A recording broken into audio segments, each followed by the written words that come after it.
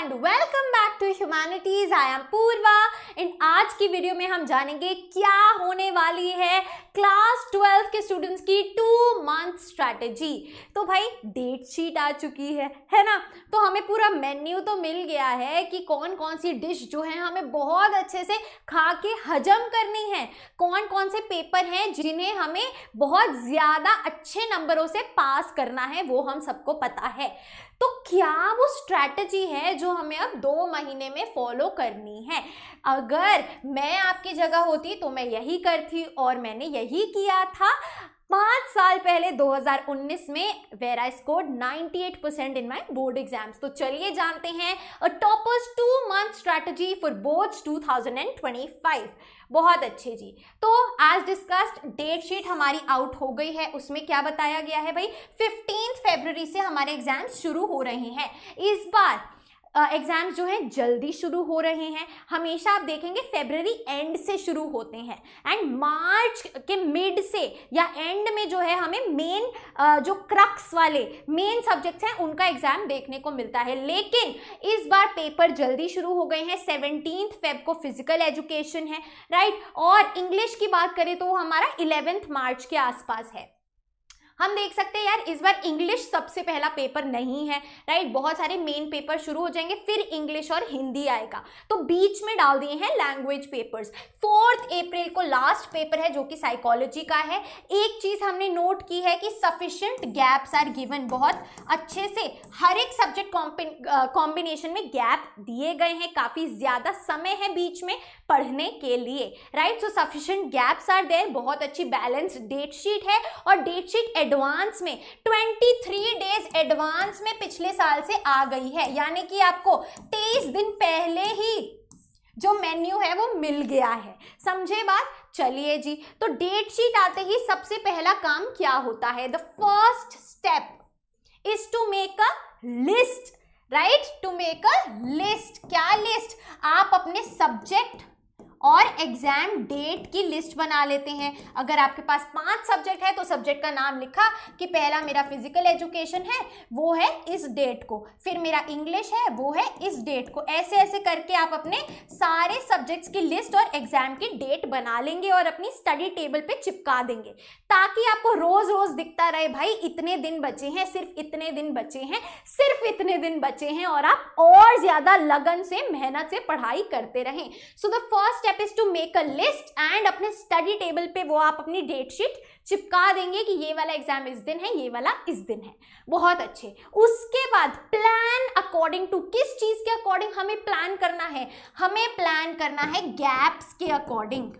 Gaps यानी कि बीच में कितना कितना गैप गिवन है हर एक सब्जेक्ट के, उसको देख के अब हमें अपनी स्ट्रैटेजी प्रिपेयर करनी है ये 2 महीने की। ये स्मार्ट स्ट्रैटेजी मैं आपको बताने वाली हूं, कैसे गैप्स को मद्देनजर रखते हुए हमें अपनी पढ़ाई करनी है। देखिए जरा, आपके पास फॉर एग्जाम्पल 5 सब्जेक्ट हैं।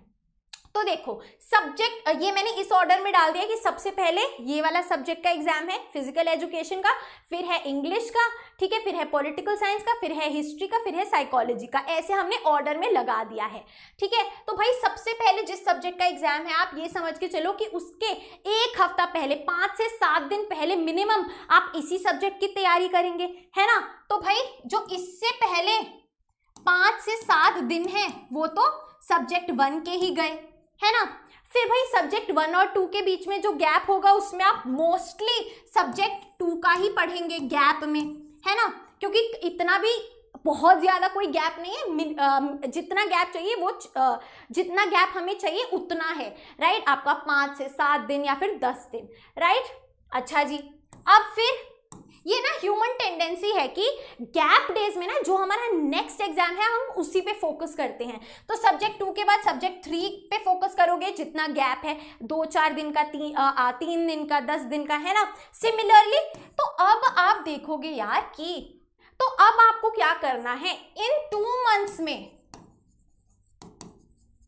उन सब्जेक्ट्स पे फोकस करना है जो कि सबसे लास्ट में है। समझे बात? तो इनका जो आप मेन क्रक्स है, मेन टॉपिक्स है, नोट्स हैं, चाहे आपके रिवीजन नोट्स है, लॉन्ग आंसर नोट्स है, पहले ही बना के रख लो ताकि एंड में आप सिर्फ रिवाइज करो। ठीक है, समझे बात? कौन से सब्जेक्ट्स? एक तो जिनमें कम गैप है और जो लास्ट में आ रहे हैं, क्योंकि जो पहले आएंगे उनमें तो तुम ऑलरेडी सबसे ज्यादा सब्जेक्ट 1 और 2 पे फोकस करोगे। जो एग्जाम होने से पहले वाला टाइम है, 15-20 दिन है, उसमें आप शुरू के ही सब्जेक्ट्स पे फोकस करोगे, क्योंकि आपको दिख रहा होगा हाँ यार एग्जाम इसका आ रहा है ना। और फिर एंड के सब्जेक्ट्स के लिए आपके पास सिर्फ और सिर्फ गैप डेज बच जाएंगे। फिर उसमें क्या होगा, पैनिक क्रिएट होगा कि मैंने पहले नहीं किया, ये सोच के कि ये तो एंड में है। तो भाई जो एंड में सब्जेक्ट्स हैं, गैप कम है, उन पे इन 2 महीने में हम ज्यादा फोकस करेंगे। समझे बात? ये हमारी अप्रोच होने वाली है।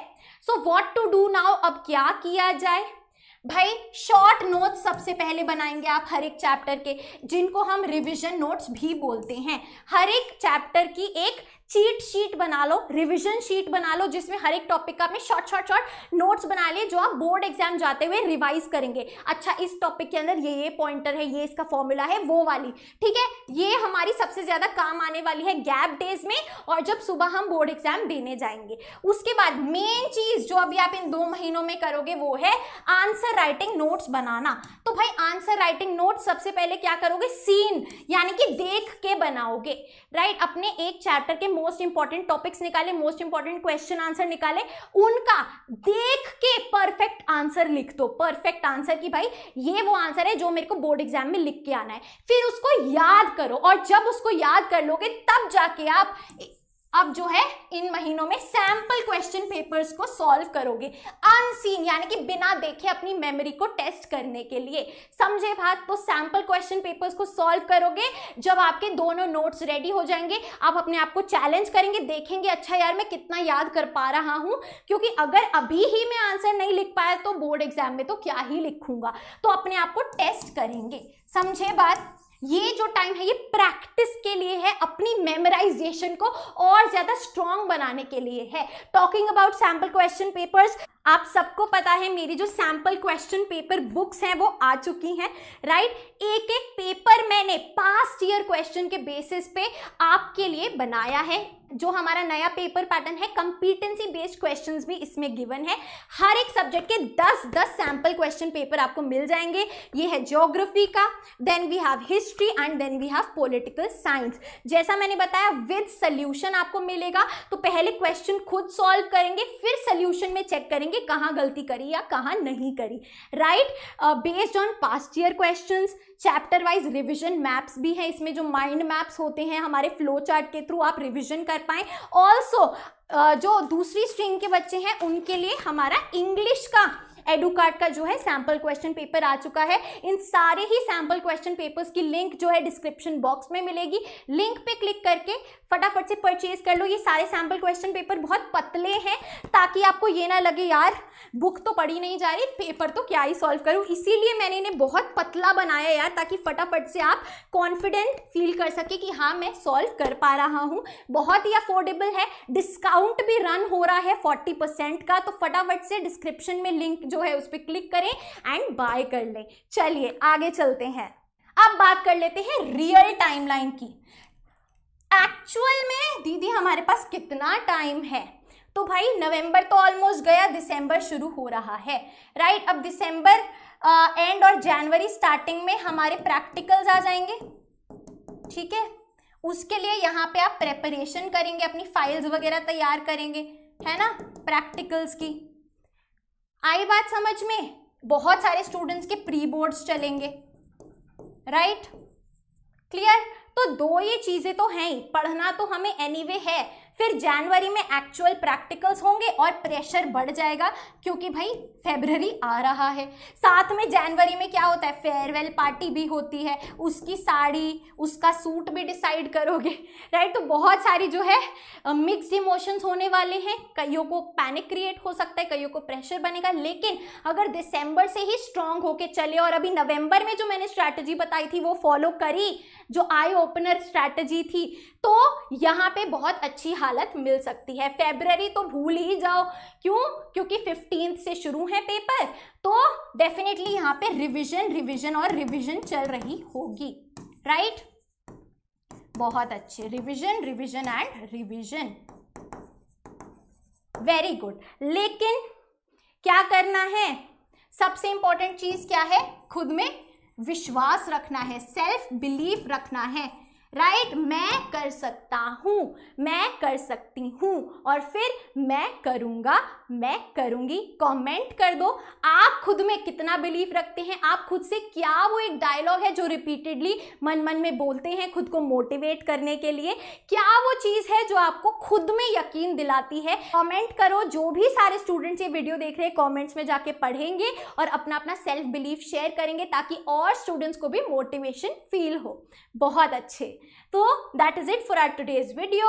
मुझे पता है बहुत ज़्यादा हेल्प हुई है एंड मैं ऐसी और मोटिवेटिंग वीडियोस लाती रहूँगी, और भी बहुत कुछ आ रहा है। अब रेगुलर जो कंटेंट है, एग्जाम सीजन आ चुका है तो वीडियोस भी और ज़्यादा रेगुलरली आती रहेंगी। So guys that is it for our today's video. I hope you liked it, and if you did, please like, share and subscribe to the channel. You are at Humanities. Happy learning and I'll see you in the next video.